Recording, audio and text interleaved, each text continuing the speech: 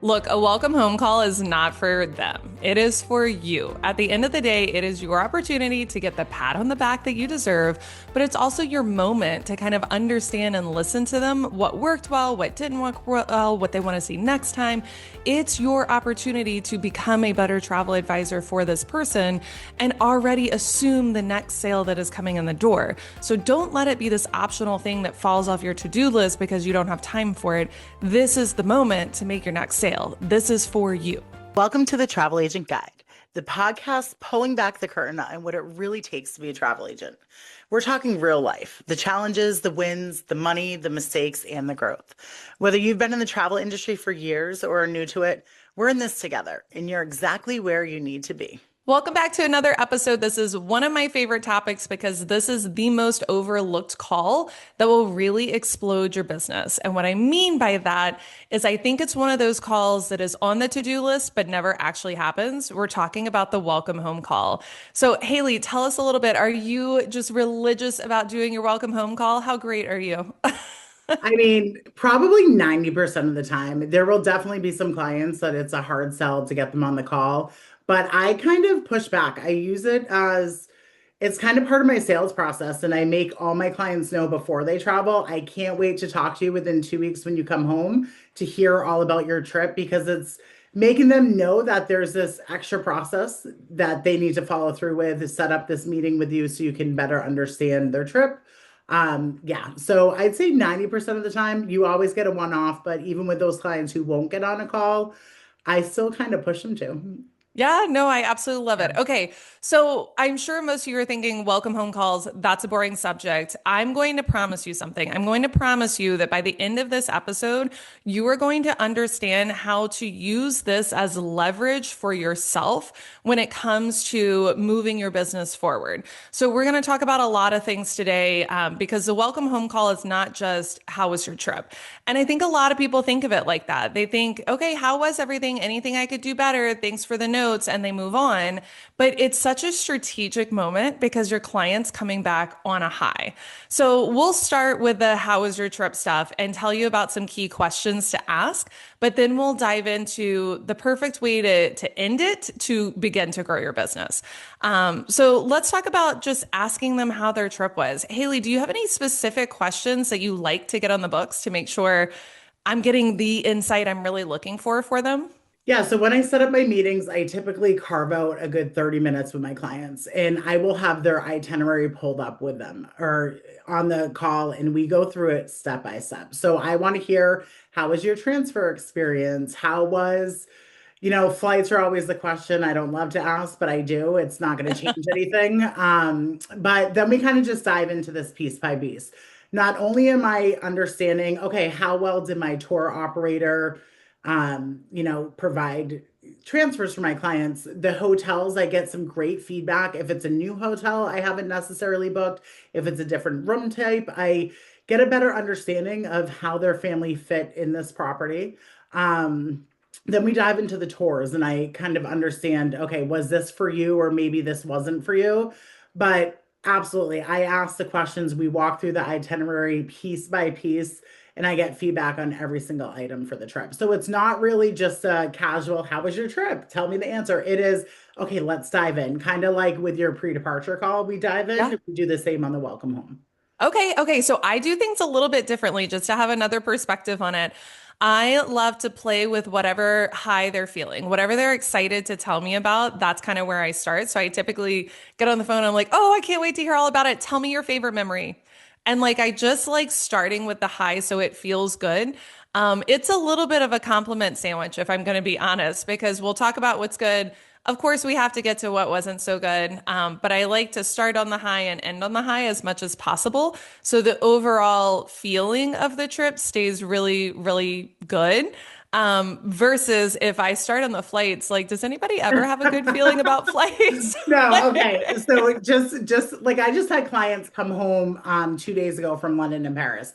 The first question I asked was, All right, so I want to know, which destination did you love more? Did you enjoy Paris more or London? That definitely Love sets that. the stone better. I'm not like, all right, so how terrible were those American Airlines flights? Right? Like that's Did that you love def the back of the bus? yeah, exactly, right? But I think too, when I look at flights, for perspective for next time, were you comfortable in main economy, or would Comfort Plus be a better choice next time, or just kind of understanding a traveler overall with every aspect of the trip for sure. My husband would answer that I was not comfortable, but my wallet was. I can already That tell is you. so funny. Yeah.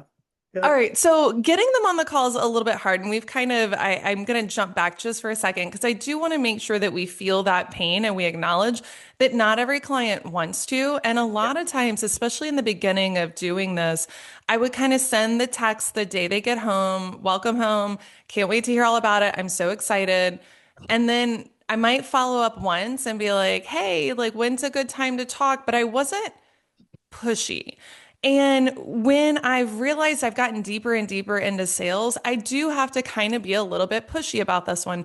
Now, I lower the bar for the quality that I need. I kind of tell them, especially if it's a second follow up or something, I'll just say, like, hey, this doesn't need to be like a sit down video call for me. Like, if you just want to call me on the way to work or something and we have a 15-minute conversation, that's all I need.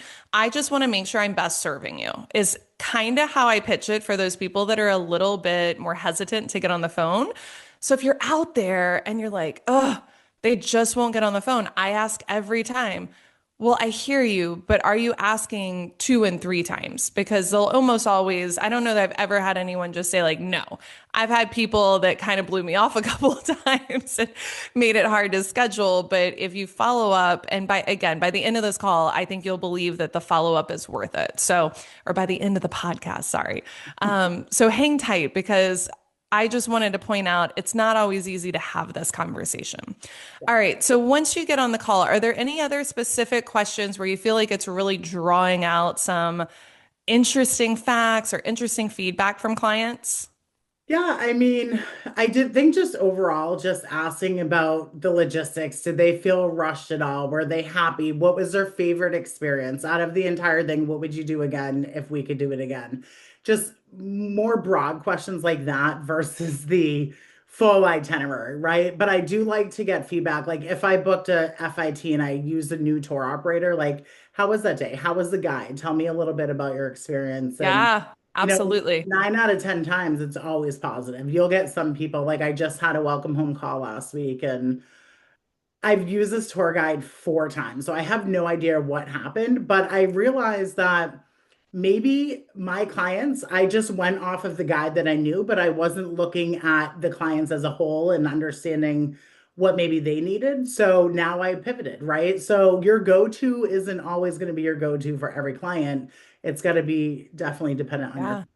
um, so yeah, we asked all the questions, but just to kind of go backwards a little bit, in how you get your clients on a call. So I'm very persistent, right? I think when the clients come home, some people text while they're in destination, some people don't. I usually try not to. But usually the day or after on that Monday, I'll mark my calendar and text them and get the call scheduled. And most people are really excited to talk about it. So I think don't wait. Don't wait 4 weeks to try to get them on a call because at that point they've completely moved on. So I think that's important. I know some advisors who actually will schedule their welcome home call while they're on a pre-departure call, right? And say, Oh, hey, yeah. listen, yeah, the next 2 weeks, like when you come home, let's give you 2 weeks, but I'm going to get this time on the calendar with you now. And I'll just remind you. So that's another good option as well. That's a great idea. And I will tell you, in our workflow, for anybody out there that has like a really built out workflow, we have two kind of steps to it. We have the welcome home text that alert goes off the day they get home. So the idea is again, just like welcome home, can't wait to talk about it, can't wait to hear all about it, whatever. It's short, sweet, just I'm here. And then we have another alarm that goes off 3 days later that is the welcome home call. And the idea for that one is when you get that alert, you're like, okay, let me try to push again and get this call scheduled. But I love the idea of scheduling on a pre-departure and then it's just there. What I wouldn't do is schedule it the day after they get back or a couple days after. I would probably schedule it a week out so they could get home and they You could can get back brag. to work and get the inbox clean and the things, and then they have the space in their mind to give you really quality feedback at that point. Haley, I love that we keep trying to move on in the welcome home call, and we're like, well, wait, but one more thing about Yeah, moving back. right. Anything else about scheduling or getting them on the call that we need to think through? No, I think you just need to want it, right? As long as you want it, your clients are going to know you want it and they'll make it happen for you. And by the end of the podcast, you're going to want it for sure. Okay, so there is a question that I always ask that I think has given me the most insight in how I should better prepare my clients. So, the question that I typically ask is, was there anything you didn't know during the trip that you wish you would have known before you left? And I've gotten a lot of again, just very detailed feedback from that question. And I get everything from, exactly which ATMs to trust, and they don't feel very comfortable about money, or, well, I really wish I would have realized that this tour guide was this way, or this, I needed to expect this, or especially rental cars. Like, think rental cars in Italy. Now there's 400 things I tell them about renting a car in Italy that I used to never. So, especially if you're newer to being a travel agent, this is the call that helps you become a much better travel agent. The idea behind it is, okay, next time I have a client going to Italy, I need to tell them this, this, and this. So the question again is just, what is there anything you didn't know that you wish you would have known? Every client has something that would have made them feel more comfortable, more at ease, having a better experience. Another good example is the way that trains work in Europe. You don't exactly know which platform you're going to until just a few minutes before the train leaves.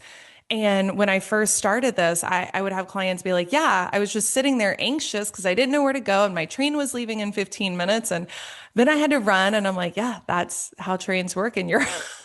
So these little things that just made me a better and better travel agent over time came from that one question. I'm trying to think of any other questions that are kind of unique with a little bit of a twist. But again, it's a lot of tell me what was great, tell me what wasn't. Oh, I know, Haley, you mentioned you ask about the cadence of activities. That piece is super important because it's different for everyone, right? Like some people want to be go, go, go, go, go. And other people are like, an activity every other day is more than enough for me. Like that's plenty. Do you see that with your clients and kind of understand how some want Oh, more and some want less? exactly. I think, the pre-departure, the welcome home call I just did, it was okay. We had a full day planned in Douro Valley. Then the next day, they had a one-way transfer from Porto to Lisbon. Then on the next day, they had a full day Sintra private tour. So when we went back and looked at this, that day in between, we didn't realize that, okay, you're going to be in a car for 3 consecutive days. These clients were big, 6'4", big people, didn't really want to be in cars that long. They loved it, but they just said for next time, I think we'll kind of, just stay put for an extra day or move the tour towards the middle of the time in Lisbon or whatever that looks like. So Yeah. now next time, I'm sitting there talking to them like, yeah, for next time, we're absolutely going to make sure this is perfect. And I'm already putting in their minds that we're going to start planning another trip. We're going to start working on this and I promise you next time we'll have it perfect, right? Okay, so where do you keep your notes? Because that's what I think is the most important part here. Is again, every client's a little bit different, and the feedback you're getting from them, you should not just be like, "Okay, great, thanks so much, bye," and then you may think you're going to remember, you're not. 6 months down the road, 9 months down the road, a year, when you plan their next trip, that information will not be retained. And Yeah. if you're a really great travel agent that gets a ton of referrals and a ton of repeat clients, it's because you made your client feel listened to. So, Haley, where do you keep your notes? Yeah, so whatever, workflow system you're using, whether it's Test, whether it is Turn, underneath the client profile, there should be a note option where you can store everything. So I have anything from, passport numbers to are my clients vegetarian? Are they vegan? Like these specific clients, this is the third trip, or the second trip. So the first trip, I know that they will not fly unless it's premium economy. So that's notated premium economy only. Then we have one's vegan, one's vegetarian. Perfect. Then we have, okay, they're 6'4" and 6'5". They're tall people. So I'm keeping track of all this here and understanding. So every time I go in and when I hop on another call, when we start planning the next trip, I just pull up that client profile and then I remind them, like, okay, so we're doing premium economy only. And they love it, right? You're keeping track of who they are and what their travel ideas are about. So it just shows that you really, truly care. 6'4" and 6'5", are they even saving for college for their kids? Or they're like, it's fine. We clearly have a basketball scholarship here. Yeah. Volleyball, something. Some Yeah, scholarship will come your way. I love it. Yep. Okay, so I agree. We use as Sava Travel, everybody is given turn for free. That's part of what our admin fees go to. And in turn, it's right below the client profile, like Haley mentioned. But any of the systems, whether you use Test or TravelJoy, they all have kind of that notes box. And while it's not, some CRMs are very structured. Like, what's the preferred airline? And there's a drop down. And do they prefer aisle or window? And there's a drop down and all these. I kind of love just a free form box where I get to throw in any and every type of feedback that they throw my way because you never know. Everybody's got weird little, weird little things that they need that are very specific. So for me, make sure it goes in the box, make sure it goes in the client profile. I think it's going to be a huge game changer if you don't pretend you're going to remember everything. Especially if you want to become $1 million agent, you cannot rely on your memory. I'm sorry, you can't. Like, you need to have a system to back up what you learn. Okay, so then I would say we've got the clients on the call, we've asked about the trip. We've kind of dug into a little bit what they liked. Tell me how you react to what they don't like. Because I think that's why a lot of people don't get on these calls. They don't Yeah. want to hear about the train that Take got care of it. canceled and they didn't get their refund or the tour guide that sucked for whatever reason. And it's hard to face bad feedback. What do Yeah. you do? Depending on the circumstance, I feel like if it were something dire need and they really needed me to know, I probably would have known prior to this phone call. Yes. So that's like first and foremost, right? I know they're just bringing it up because I asked, which is completely fine. When it comes to trains, right? And I hear like I have heard these disastrous things happen in destination where I didn't know until they got home and we hopped on this welcome home call. So for example, I had clients who were taking a train from Valencia to Madrid and the train completely shut down. They had no way to get there. They never called me in destination. So during the pre-departure, I fully equipped them what they need to do. So they tell me, this is what happened. It was, a pain when it happened. We didn't get there till, 5 hours later.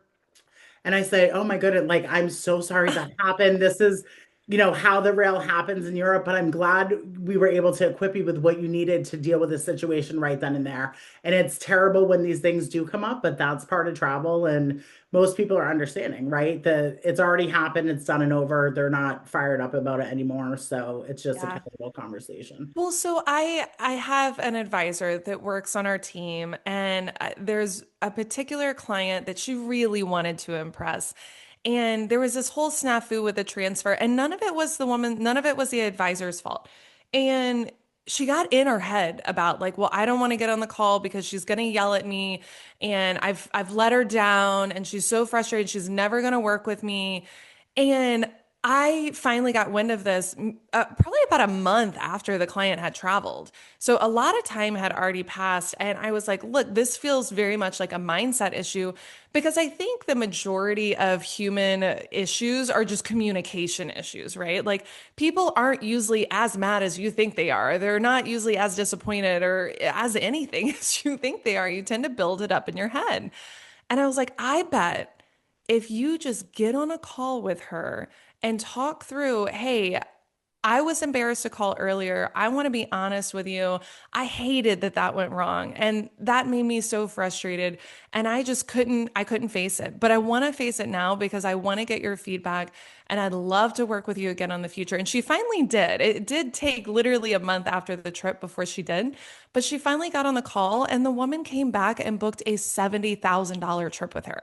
And I'm like, see, like, had you never made that call over a silly, it's not silly. It was a very frustrating, it was a water taxi issue in Venice. Like, you guys can feel how frustrating that is because it's not like there's just a ton of other options around.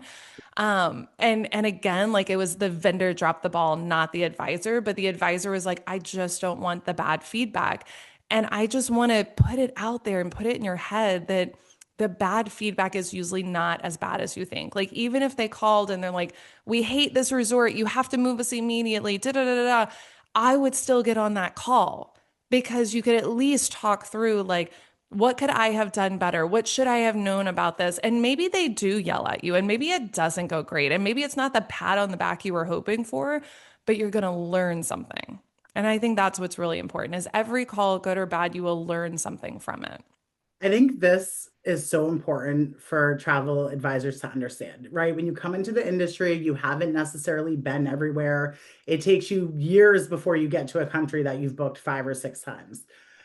A lot of feedback that I hear when I am doing coaching is, how can I position myself as a professional? What can I do here to make me, sound like I really truly know what I'm doing? Hop on those welcome home calls, right? Gathering that information from your clients and putting it all together for the next conversation you have.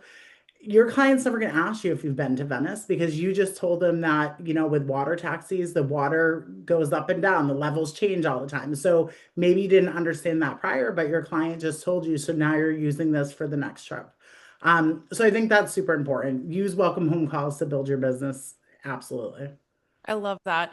And we've all had bad calls. I don't want to sit here and be the person that's like, everything's so hunky dory. They all love you. It's amazing. Because it's just not the case. Yeah. But I just feel so strongly about the relationship gets so much stronger when you face the hard conversations or when you make space for the really good conversations. That's when you foster that client relationship, which is the cornerstone of what we do. Like, if you're not here to foster relationships, get out of the business. It's not going to work for you long term. You've got to be here to foster those relationships. That's what's really important.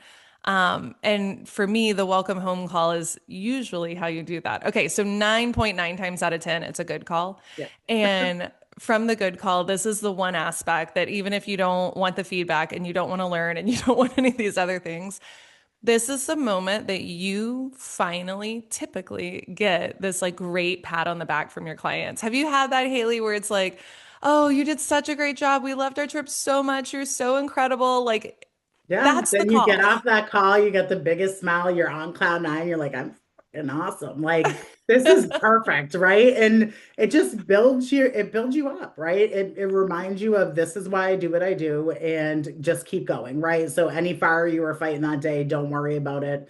It's tiny at the end of the day and you're doing good for people. Yeah, that's a great way to put it. Any fire you're fighting, it's t we don't do heart surgery, right? It's no Yeah. one's gonna die from what we do. I mean, hopefully nobody's gonna die from our travel experiences. All right, so there are two big things, two big opportunities for you at the end of the call. One is getting reviews and one is getting referrals, but there are different approaches to how you can do it. And I think most people kind of in the call at the pat on the back. They say, how was your trip? Tell me the highlights. Tell me the lowlights. I've learned all the things. This is great. You're an amazing travel advisor. Awesome. Talk to you soon. Right? Like that is the typical end of the call. I've listened to so many of these from advisors and I'm like, whoa, whoa, whoa. You missed the best part. So, Haley, do you ask for a review and a referral? Do you ask for both? And if so, is I one before the definitely other? I asked for both. So with reviews, my strategy is a little different. I think, if you're big into reviews, you want Google reviews, Facebook reviews, whatever, business page reviews, ask for them from clients. Clients will do it, but if you ask for them, then they're going to give you a good review, right? So the way that I do it, we have automations that go out on the welcome home, right? And here's a review if you can leave it. If they don't acknowledge it, that's fine. But what I do when I go to confirm, like, hey, I just want to make sure you didn't forget about our meeting on Thursday. I'm really excited to hear about your trip.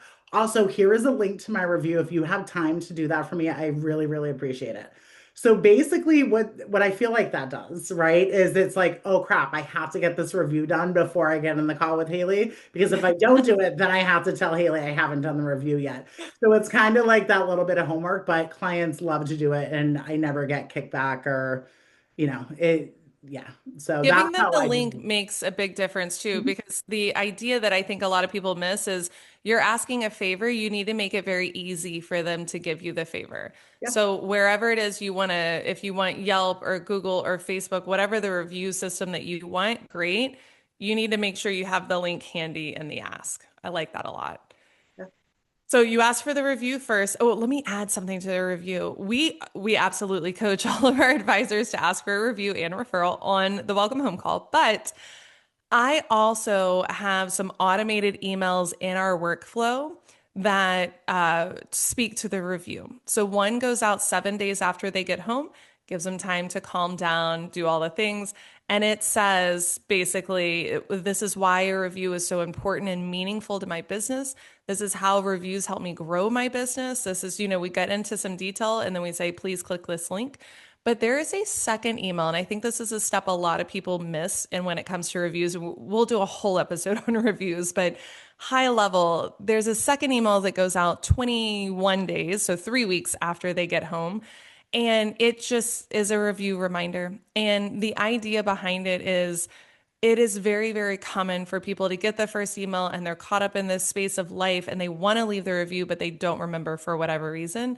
And the second email is actually where we get over 80% of our reviews. So if reviews are important to you, you have to make more than one ask. You just have to know how to do it in a, please help me kind of way. I'm excited to grow my business. You could be a big part of that. It's all in how you make the ask, but you want to make sure to make more than one ask, just like getting on a welcome home call. You can't just ask once and be like, I did it. They didn't get on the call. Oh, well, like that's not how this game works. If you're in sales, you got to follow up. Okay, review first and referral second, Haley?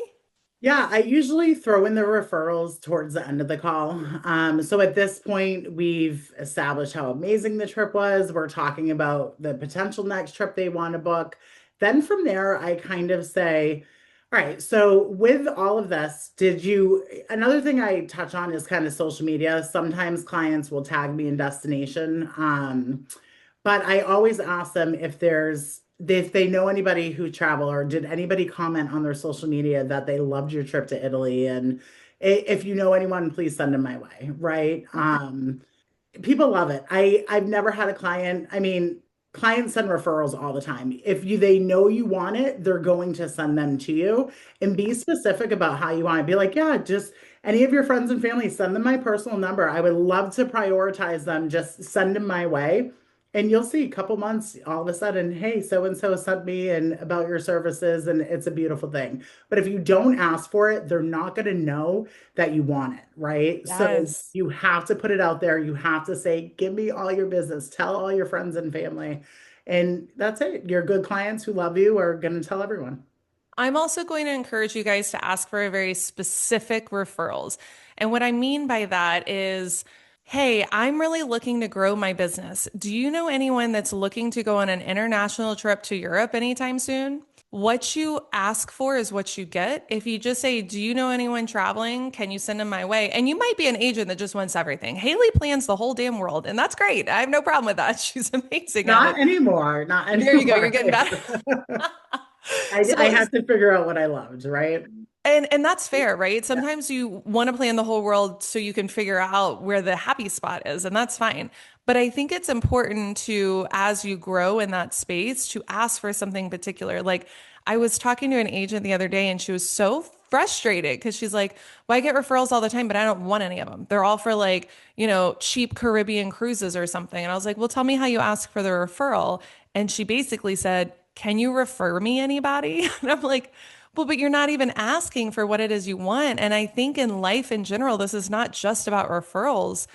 In life, if you ask for specifically what you want, you're much more likely to get it. Anybody that is married out there should know what I'm talking about. The idea of just saying, like, I want X and hoping they read your mind is not the way to go about this. So, if you are a Caribbean cruise person, you would say, like, if you know anyone going on a Caribbean cruise, that's my specialty. I love doing it and I want to do more of it. I really want to grow my business. Can you keep me in mind? Right? Like it can be a low pressure. It doesn't have to be like, do you have a name you can give me right now? Like, it Yeah. doesn't have to be that. I love that. Um, Yeah, okay, so that's perfect. we skipped the middle step because the steps are review, right? Because you want the warm fuzzies. You're amazing. I love you. I'd love to review you. You got review. Then you get their repeat. Where are we going next? And then you get the referral. We really skipped that repeat. Yeah. How do you not so subtly ask about it without it coming across salesy or pushy? I don't know if it does come across salesy or pushy. I think it's just more like, I feel like at this point, if you're now, we've done a whole process, 8 months. A lot of my clients become my friends. We've had a lot of open, honest conversations. So at this point, I feel very comfortable saying, all right, so I know you guys were already thinking about another destination because everybody does this. When we all travel, we're on this high. We want to already plan our trip of where we're going next, right? So I just throw it out there. I'm like, all right, so where did you guys talk about going back? Do you want to go back to Italy or do you think you want to explore more of Europe, right? And at that point, they're like, yeah, we're definitely planning on Europe next summer. Okay, perfect. What we'll do is obviously I'll reach out in a couple months. We'll go ahead and start some planning. I suggest we get planning a year in advance to try to save on some costs and we'll kind of go from there. And I've had plenty of welcome home calls that have immediately pivoted into a consultation. So Yes. it's a wonderful thing when it happens. Then you understand, okay, this is the client. This is my client that's going to be traveling all the time. I have tons of families that I book a few trips twice a year for.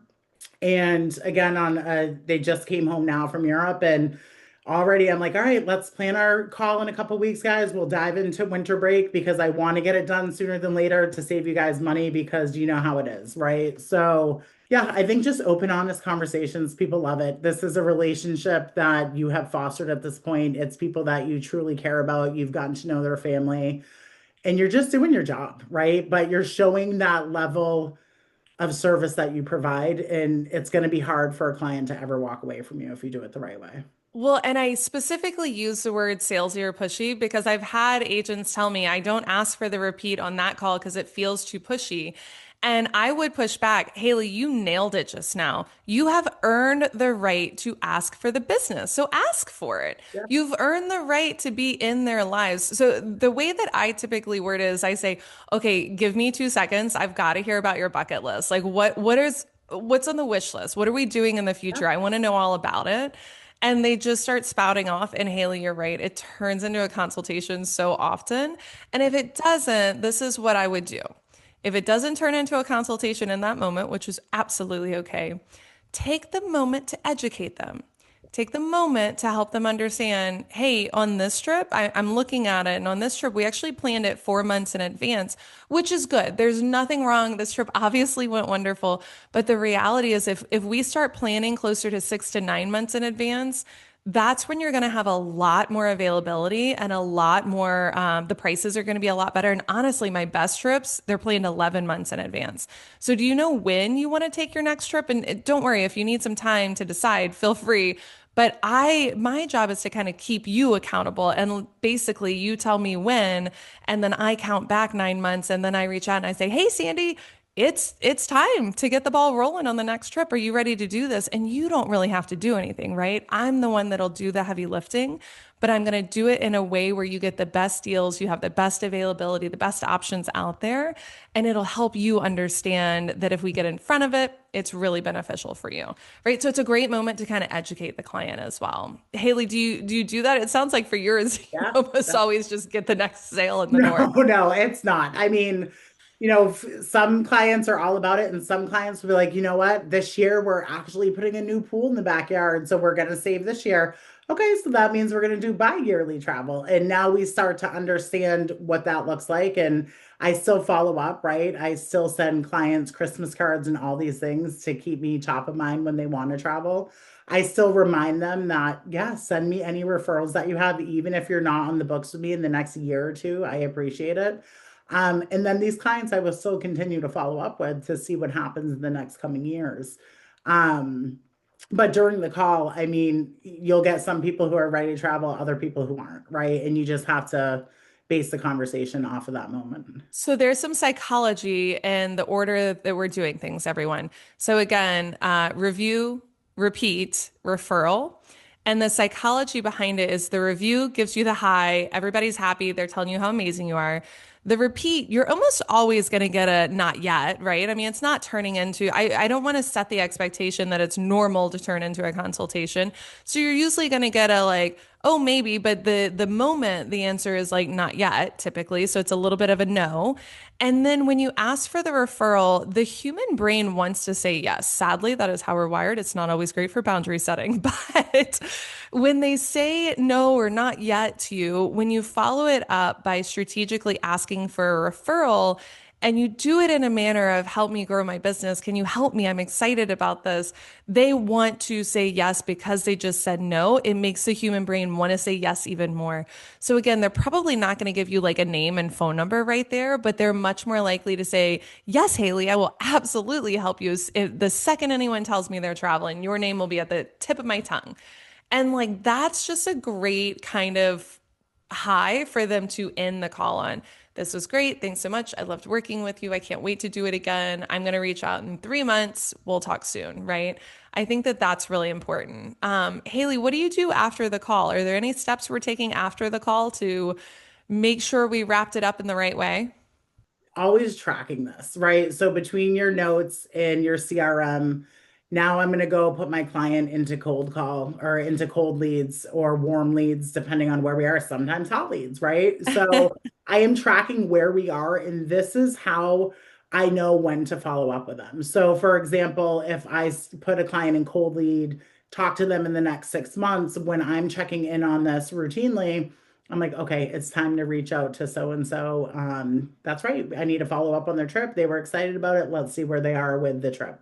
Yeah, exactly. I immediately go to my CRM. I put them in and I put a follow-up date, 3 months out, whatever it looks like. And in the notes, I put bucket list, Italy, Ireland, France, whatever it was we talked about. So then when I reach out in 3 months, I'm like, did we decide between Italy and Ireland? I'm so excited to get started. Just let me know. I'm here for you, right? Like you already kind of did that, hey, I heard you, I remembered you, I'm still here kind of moment. It's a lot more meaningful of a follow-up. So again, if you want to be $1 million agent, stop relying on your brain. It just doesn't work as well as it needs to. So have that CRM that like works really, really well, keeps everything on track and make sure you follow up. I will also tell you guys, like in our workflow system, I already mentioned there is the email that goes out 7 days and then 21 days asking for reviews. Well, we have a task that pops up 3 months after the trip. So 90 days after the trip, a task will pop up that just says follow up with the client. And for us, it's just an easy, if you forgot to put it in your CRM, you were too busy, whatever happened that day, it's that trigger of a memory. So if you have a great workflow system or if you don't and you're building one out, I would recommend having that task in your workflow system as well. All right, Haley, anything with the welcome home call we missed? I think the one last thing that I could put out there is I talk to a lot of advisors who always get so nervous to get on a phone call. I think a lot of advisors tend to try to just email, text, avoid the phone call as often as possible. Don't do this. I know it's hard. If you're listening to this and you want to get on a call, role play, kind of learn what I teach in my group coaching, please reach out. A couple sessions will get you talking to clients clearly on a phone call where you truly enjoy it. I love it. Haley is the queen of the phone call. She will pick up the phone constantly, but I do think it's a cornerstone to what is growing your business because it's different than every other person out there. You're not wrong. Societally, people are not trying to get on the phone a ton right now, but I'll tell you, like my financial advisor calls all the time. Hey, Bird, I saw you got snow. Hey, how are the kids? And like, I genuinely would never hang out with this guy in real life, but I talk to him all the time and I would never move my money because he calls me and I feel obligated to him, you know? Yeah. So I'm like, it does make a big difference, even if it's a 2 second phone call, even if it's not very long. Again, lower the bar for this call. It does not have to be the big sit down video call that's scheduled on the calendar. It could literally be if they haven't answered in 2 or 3 texts, you just pick up the phone and call them in the moment and be like, hey, I just wanted to grab a couple minutes. How are things going? Like, that's all it needs to be. It doesn't need to be anymore. All right, Haley. Welcome home calls, super important. It's definitely your moment to get your referrals, get your repeats in the door, get that rate up and through the roof. I also wanted to let you guys know we are working on a really in-depth workshop for the podcast that we're excited about because it's going to be in person. And I don't know about you travel agents, but I don't feel like we're ever in person enough.